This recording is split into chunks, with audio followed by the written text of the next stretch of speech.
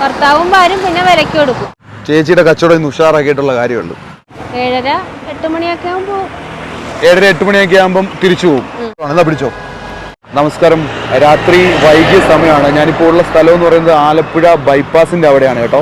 ഇവിടെ ഒരു ചേച്ചിയുടെ ഒരു കച്ചവടം ശ്രദ്ധിക്കുകയുണ്ടായി.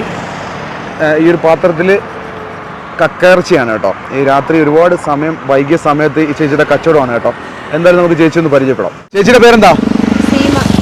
ചേച്ചി എല്ലാ ദിവസവും ഇവിടെ കച്ചവടം ഉണ്ടോ? ഉണ്ട്. ഇന്നെന്താ കക്കയിറച്ചി ചെലവായില്ലേ?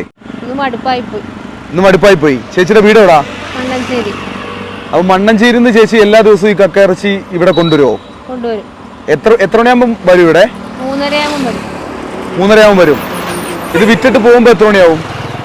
7:30-8 മണിയൊക്കെ ആകുമ്പോൾ 7:30-8 മണിയൊക്കെ ആകുമ്പം തിരിച്ചു പോകും. ചേച്ചിയുടെ ഈ ഒരു പങ്ക് എങ്ങനെയാണ്? എത്ര രൂപയാണ് ഇതിന്റെ വിൽപ്പന?